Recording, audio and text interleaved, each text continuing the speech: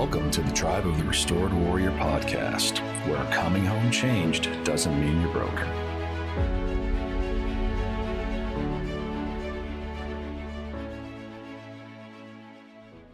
Welcome to another episode of the Tribe of the Restored Warrior.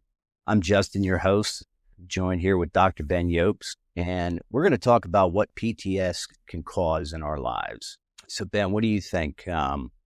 So PTS, post-traumatic stress, first I think it's important that we talk about the difference between post-traumatic stress and post-traumatic stress disorder.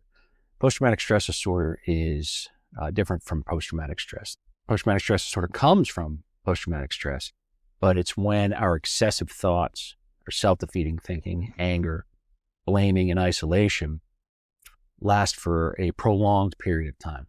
But I really want to focus on post-traumatic stress in this territory.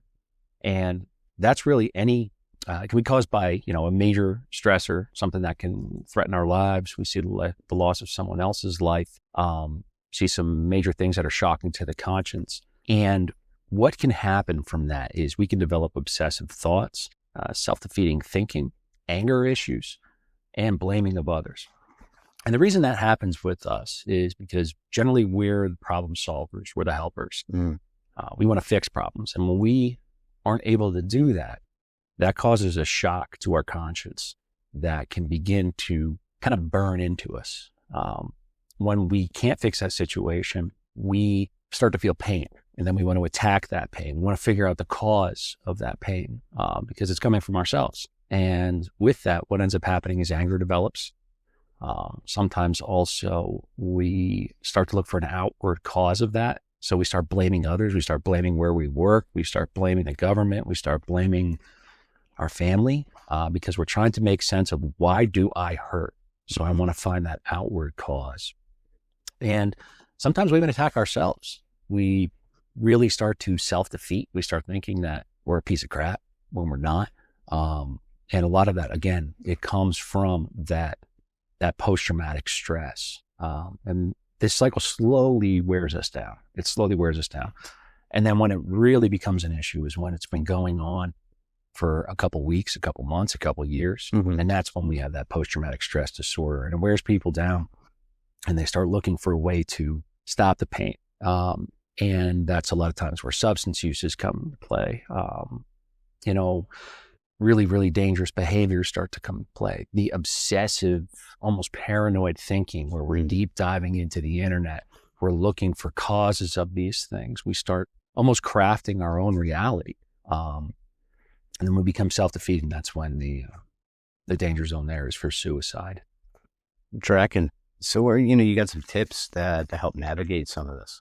Yeah. So some of the things that can be really helpful, cognitive behavioral therapy is a really helpful type of therapy. And in simple terms is what we're trying to do here is we're trying to reframe those negative thoughts. We're trying to look at them from a different perspective. Because again, we're problem solvers, we're helpers. In the first responder veteran community, that's what we want to do. So what do we do with that negative thought? We want to ask ourselves, what evidence is there to support this negative thought? Is it really the entirety of what I'm looking at here? And then what evidence contradicts it? And then ask ourselves, what's a more balanced way that I can look at this situation? A good example of that could be, it's pretty common within the veteran first responder world that we lose someone to suicide. And while a horrible thing, we can always learn something from that. We can take that and put that to work. And how can we help the next guy? What are those things we can learn from this person to carry forward for the next person that we can help out? So there's always a lesson there. There's always a positive side that we can look at. The next thing is really being compassionate with yourself. Not telling yourself that you're a piece of crap. A way that you can do that is you can write a letter to yourself or talk with a trusted friend or peer, one of those 3 to 5, and acknowledge your struggles. Talk about your feelings. Talk about yourself as a human, to remember that we are humans underneath the surface. And when we talk it through, a lot of times that helps us build our resiliency and developing some self-compassion and normalizing our experience. Another thing we can do is mindfulness techniques. An example of that is our combat breathing or our box breathing. So that's inhaling for 4 seconds, then holding it for 4 seconds, exhaling for 4 seconds, and then holding it for 4 seconds. And that just start to center us. Another tip that I like to do is I tell people to focus on the horizon rather than what is right down at your feet. Because when we turn inward, a lot of times we're staring right in front of us. And if you focus on the horizon, a lot of times it takes us out of ourselves. Last two, pretty simple. Just stay active physically and mentally active. Challenge yourself to learn. Stay physically active within your limitations.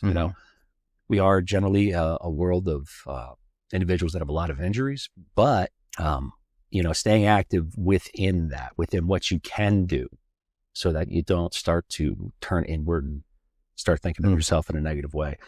And then the final thing, I know we always talk about this, is staying active with your positive support structure.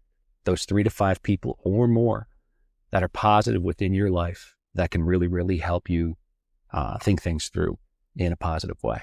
Really good stuff. So changing your perspective, being compassionate with yourself and others, mindfulness, box breathing, staying active, staying in touch with your 3 to 5 positive people. So thanks for listening, everyone, and tune in next time to the Tribe of the Restored Warrior. Tribe of the Restored Warrior works in collaboration, contributes to Vets and Badges, where real-life heroes share their trials and tribulations. Please check out www.vetsandbadges.com for more information.